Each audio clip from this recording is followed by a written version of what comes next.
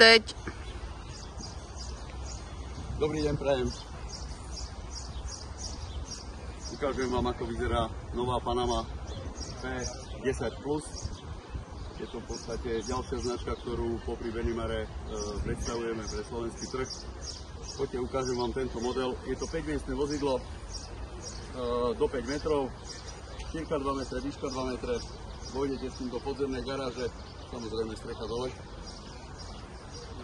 Je vybavené základnou kuchynkou, vrátane 45-litrovej chladničky, hromada odkladacích priestorov.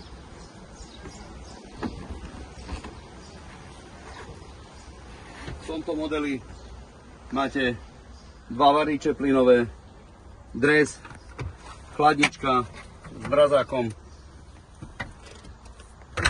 Tu dole sú ďalšie úložné priestory, hore sú ďalšie. Každý priestor je využitý. Tu dole pod sedadlami máte ďalší úložný priestor. Tu je ďalší. Všetky úložné priestory sú uzatvárateľné. Celé to sedadlo si môžete posunúť dopredu.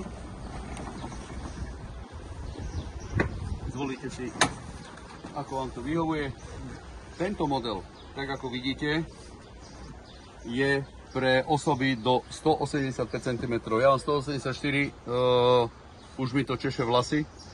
To znamená, že máme aj model, ktorý je o 3, 4, 5 cm vyšší.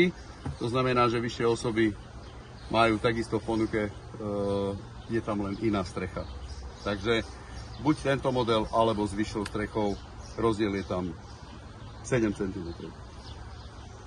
Toto vozidlo zozadu potom vyzerá takto.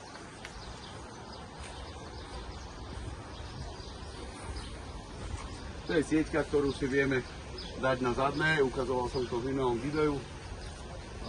Tu viete mať obrovský úložný priestor, či už na každodenné veci, ktoré potrebujete premiestňovať, alebo na dovolenku, keď idete, viete si nabaliť hromadu v podstate veci. Z tých sedadiel si vyklopíte pomerne pohodlnú posteľ. Zmestia sa tam 2 osoby, aj dospelé, máme to vyskúšané. Ďalší odkladací priestor máte tu potom. Pôjdem donútra. Tu na spodnej časti sú takisto odkladacie priestory.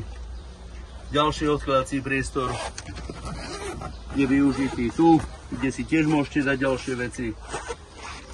A tých miest je nekonečno. Je tu zabudovaný menič, takže máte 220 V na palube, už v štandarde.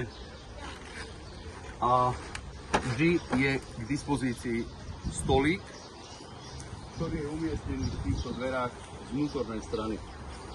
Ten stolík si potom môžete dať buď vonku, alebo ho môžete dať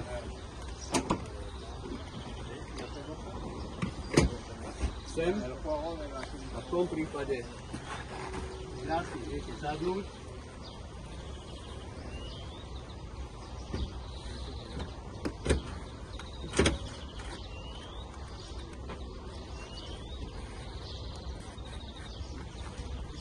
Si viete sadnúť. Keď